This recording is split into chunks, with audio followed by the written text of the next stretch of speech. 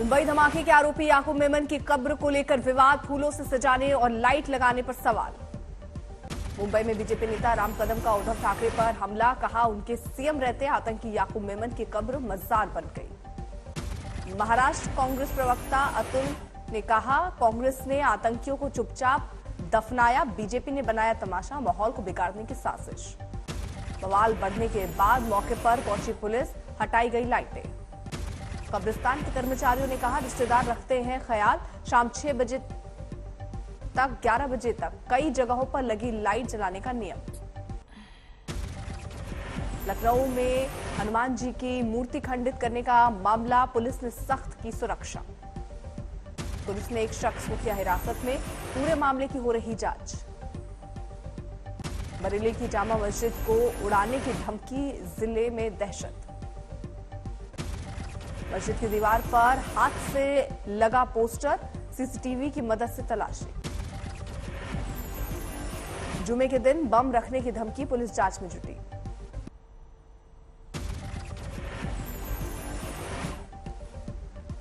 बिहार के 32 जगहों पर एनआईए की छापेमारी, फुलवारी शरीफ टेरर मॉड्यूल का मामला।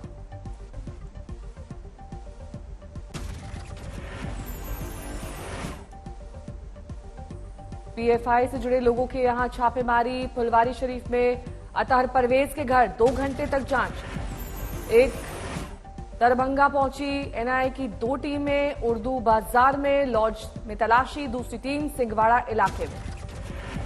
एनआईए ने दर्ज की 2 अलग अलग एफआईआर। पहला मामला पीएम मोदी के कार्यक्रम से पहले रची गई साजिश का। दूसरी एफआईआर में एनआईए ने गजवा ए हिंद मॉड्यूल से जुड़ा हुआ। इस मामले में मुख्य आरोपी हैं मरगूब अहमद दानिश। आज प्रधानमंत्री Narendra Modi central Vista Avenue का करेंगे उद्घाटन। आज से ही राजपथ कहलाएगा कर्तव्य पथ। विजय चौक से इंडिया गेट तक 3 किलोमीटर लंबा राजपथ 19 महीने बाद खुलेगा। नए अवतार में देख सकेंगे पर्यटक। इंडिया गेट के पास नेताजी सुभाष चंद्र बोस की मूर्ति का पीएम मोदी करेंगे अनावरण। 23 जनवरी को होलोग्राम तकनीक से तैयार मूर्ति का हुआ था अनावरण। 28 फीट लंबी है नेताजी सुभाष चंद्र बोस की ग्रेनाइट से मूर्ति तैयार। 9, 10 और 11 सितंबर को रात 8 बजे नेताजी की जिंदगी पर ड्रोन शो का आयोजन। कर्तव्य पथ पर आज रात से ही जश्न का दौर। 3 दिन तक आम लोगों की मुफ्त में हो सकेगी कार्यक्रम में एंट्री। सेंट्रल विस्टा एवेन्यू में लोगों के घूमने फिरने के लिए वॉकवे का निर्माण, ग्रेनाइट का इस्तेमाल। नए अवतार में सेंट्रल विस्टा एवेन्यू में पहले से ज्यादा ग्रीन एरिया, लगाए गए 4000 से ज्यादा पेड़। पर्यटकों के लिए खास पार्किंग लॉट तैयार, करीब 1100 गाड़ियों के लिए जगह। इंडिया गेट के पास भी पार्किंग के लिए स्पेस। इंडिया गेट के पास कैनोपी में नेताजी की मूर्ति के अनावरण को लेकर उनकी बेटी ने लिखी भावुक चिट्ठी, कहा मैं इससे संतुष्ट हूं।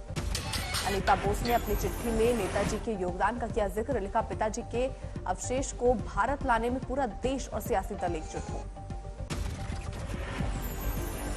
राहुल गांधी की भारत जोड़ो यात्रा जारी, आज तिरुवनंतपुरम में चले आगे। राहुल गांधी के साथ दिखे हजारों कार्यकर्ता, तिरंगे के साथ पैदल यात्रा। यात्रा को लेकर सख्त सुरक्षा, हर दिन 2 चरणों में चलेगी यात्रा। राहुल गांधी का आरोप, कहा बीजेपी देश को धर्म, जाति और भाषा के आधार पर बांटना चाहती है, लेकिन ऐसा नहीं होने वाला। कर्नाटक बीजेपी ने राहुल की यात्रा को बताया कांग्रेस छोड़ो यात्रा, कहा इसमें लोग शामिल होते नहीं दिखे।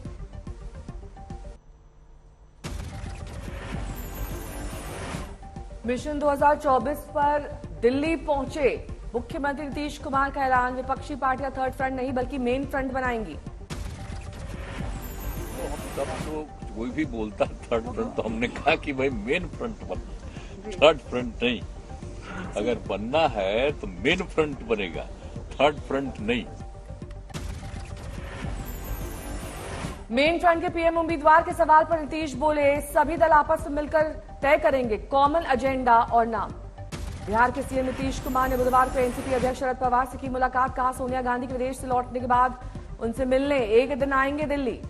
नीतीश कुमार के दिल्ली दौरे पर रविशंकर प्रसाद का तंज, बिहार में सूखा है, अपराध है और मुख्यमंत्री कर रहे हैं राजनीतिक यात्रा। दिल्ली के मुख्यमंत्री अरविंद केजरीवाल विवादों में, स्टैंप शुल्क चोरी में शिकायत, एलजी ने दिया जांच का आदेश।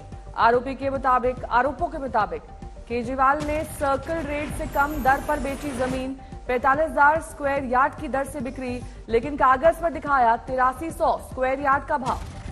केजरीवाल पर आरोपों को लेकर बीजेपी ने किया हमला। पार्टी बोली मुख्यमंत्री ने झूठ बोला, सामने आकर बताई सच्चाई। आज फिर हरियाणा के हिसार में अरविंद केजरीवाल और पंजाब के सीएम भगवंत मान निकालेंगे तिरंगा यात्रा। सोनाली फोगाट के परिजनों से मिलेंगे अरविंद केजरीवाल। का पूरे मामले को दबाने की कोशिश, दोषियों को बचाने की कोशिश, सीबीआई जांच की मांग।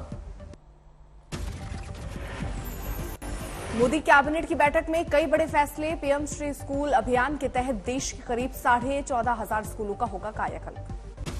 पीएम श्री स्कूलों में उच्च स्तरीय शिक्षा पर होगा जोर। केंद्रीय कैबिनेट ने योजना पर लगाई मुहर। रेलवे में गति शक्ति योजना के तहत 33 साल के लीज पर मिलेगी रेलवे की जमीन, दी जाएगी 1,20,000 नई नौकरी। अखिलेश यादव ने रेलवे से जुड़े केंद्र के फैसले पर उठाए सवाल। कहा इसका सीधा फायदा सिर्फ बड़े उद्योगपतियों को मिलेगा। 5 साल में 300 प्रधानमंत्री गति शक्ति कार्गो टर्मिनल का होगा विकास। केंद्रीय मंत्री धर्मेंद्र प्रधान और अनुराग ठाकुर ने प्रेस कॉन्फ्रेंस में दी जानकारी। असम में मदरसा तोड़े जाने पर मुख्यमंत्री हेमंता बिस्वा शर्मा का गंभीर आरोप। बोले सभी विवादित मदरसे थे अलकायदा के दफ्तर। जो भी मदरसा तोड़ा गया है वो मदरसा नहीं था, वो अल कायदा का एक कार्यालय था। जो भी मदरसा तोड़ा गया है वो मदरसा नहीं था, वो अल कायदा का एक ओवैसी पर सीएम का साधा निशाना। कहा वो असम आकर राष्ट्रभक्त मुस्लिमों को समझा लें, कामयाब नहीं होंगे। दुमका में 2 बेटियों की मौत मामले में पीड़ित परिवार से मिलने पहुंचे सीएम हेमंत सोरेन के भाई और विधायक बसंत सोरेन। देर से आने के सवाल पर तंज पर बेतुकी बयानबाजी। तो अंडरग्राउंड गारमेंट्स खरीदने में दिल्ली चला गया। तो दिल्ली से लाते हैं? हाँ, हम दिल्ली से लाते हैं। एक्चुअली मेरे अंडरगारमेंट्स कम हो गए थे, तो अंडरग्राउंड गारमेंट्स खरीदने में दिल्ली चला गया। तो दिल्ली से लाते हैं? हाँ, हम दिल्ली से लाते हैं। एक्चुअली मेरे देश के कई शहरों में राजनीतिक दलों से मिले चंदे को लेकर एक साथ छापेमारी। आयकर विभाग का बड़ा अभियान। खुलासे के मुताबिक काले धन को सफेद करने के लिए ऑपरेटर्स का इस्तेमाल। अलग अलग राज्यों में कई दलों की जानकारी मिली। सबसे ज्यादा गुजरात में 100 से ज्यादा ठिकानों पर रेड। करीब 500 लोगों से आयकर विभाग ने किए सवाल जवाब। यूपी के मऊ में जनराज्य पार्टी के कार्यालय और पार्टी अध्यक्ष रविशंकर भारत के घर पर आईटी विभाग की छापेमारी। कानपुर में भी कसा शिकंजा। सूत्रों के मुताबिक यूपी के सुल्तानपुर में एक फर्जी पार्टी के 3 साल में मिला 370 करोड़ का चंदा। पार्टी अध्यक्ष की तलाश में जुटा आयकर विभाग। ममता के पूर्व मंत्री और जेल में बंद पार्थ चैटर्जी को बिजनेस एडवाइजरी कमेटी की बैठक में शामिल होने का भेजा जाएगा न्यौता। विधानसभा सूत्रों के हवाले से खबर। कोलकाता और आसनसोल में ममता के एक मंत्री मलय घटक के घर सीबीआई की छापेमारी। कोयला घोटाले के आरोप में जांच पड़ताल। मंत्री मलय घटक ने सीबीआई की छापेमारी पर उठाए सवाल। कहा मुझे बदनाम करने के लिए जांच अधिकारी मेरा 3 फोन ले गए।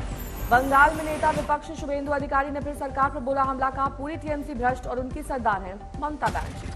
पश्चिम बंगाल में पंचायती चुनाव की तैयारी में जुटी टीएमसी। आज दोपहर 1 बजे अहम बैठक। ममता बनर्जी सांसदों और विधायकों को करेंगी संबोधित। सोनाली फोगाट के परिजनों ने दोहराई सीबीआई जांच की मांग। कहा पुलिस की तफ्तीश से संतुष्ट नहीं। फोगाट के परिजनों ने कहा पीएम मोदी से केंद्रीय मंत्रियों से मिलना चाहते हैं लेकिन वक्त नहीं मिल रहा। सोनाली फोगाट